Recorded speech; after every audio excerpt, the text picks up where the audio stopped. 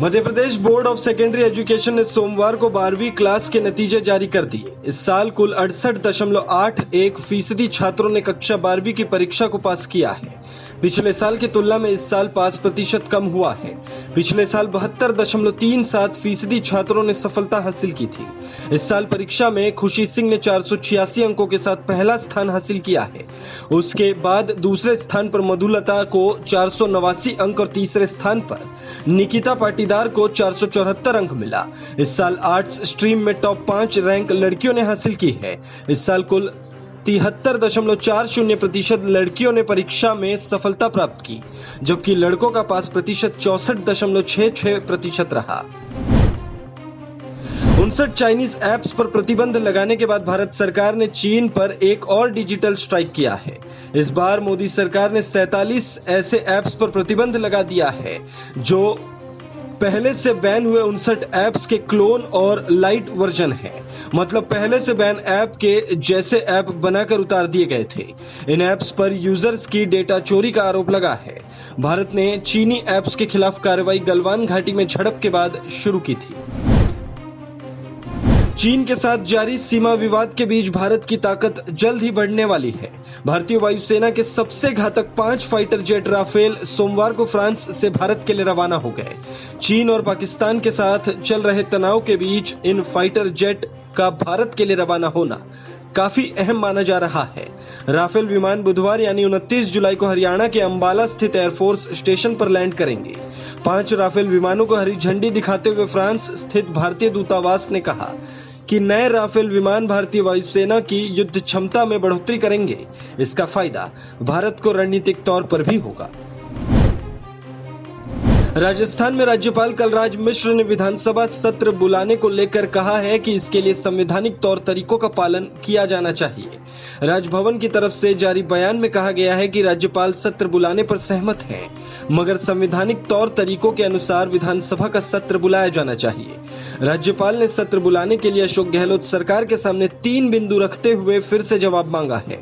राज्यपाल ने कहा कि विधानसभा का सत्र 21 दिन का क्लियर नोटिस देकर बुलाया जाए, जिससे भारतीय संविधान के अनुच्छेद 14 के अंतर्गत प्राप्त मौलिक अधिकारों के अनुसार सभी को अपनी बात रखने का पूर्ण अवसर मिले। राजस्थान के मुख्यमंत्री अशोक गहलोत को बड़ी राहत मिली है। हाईकोर्ट ने बीजेपी विधायक मदन दिलावर की याचिका को खारिज कर दिया है।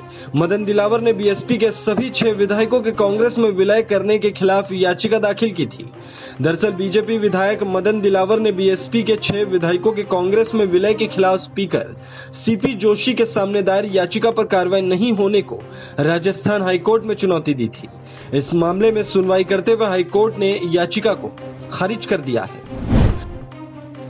प्रधानमंत्री नरेंद्र मोदी ने वीडियो कॉन्फ्रेंसिंग के जरिए नोएडा, कोलकाता और मुंबई में भारतीय चिकित्सा अनुसंधान परिषद के 3 नए लैब्स का उद्घाटन किया। पीएम मोदी ने कहा कि आज देश के करोड़ों नागरिक कोरोना वायरस के खिलाफ बहुत तेजी से लड़ रहे हैं। आज जिस हाईटेक लैब्स का उद्घाटन किया गया है उसमें महाराष्ट्र, पश्चिम बंगाल और उत्तर प्रदेश को कोरोना के खिलाफ लड़ाई लड़ने में और ज्यादा फायदा मिलने वाला है। पीएम मोदी ने अपने संबोधन में कहा कि आने वाले समय में कई सारे त्योहार आने वाले हैं। इस दौरान हमें काफी सावधान रहने की जरूरत है।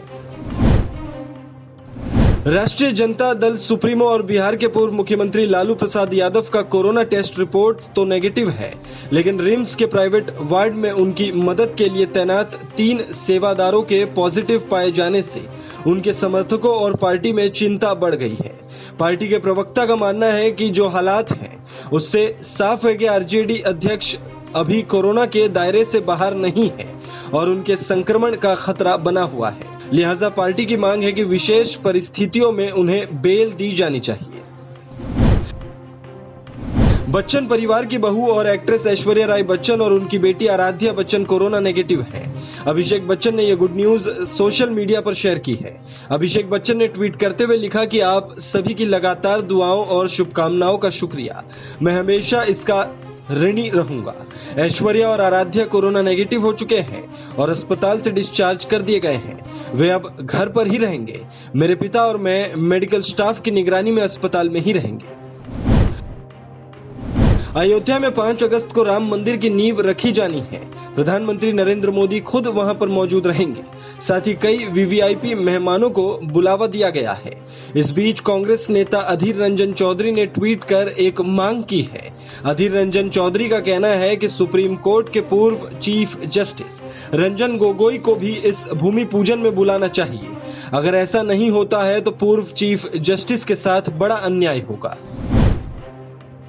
भारतीय शेयर बाजार में सोमवार को कारोबार की शुरुआत बढ़त के साथ हुई, लेकिन थोड़ी ही देर में बाजार टूट गए। सेंसेक्स सुबह 147 अंकों की तेजी के साथ 38,275 पर खुला, लेकिन कुछ ही मिनटों के बाद इसमें गिरावट आने लगी और सुबह 9:49 तक सेंसेक्स 337 अंक टूटकर 37,791 तक पहुंच गया। इसके बाद दिन भर बाजार संभल नहीं पाया।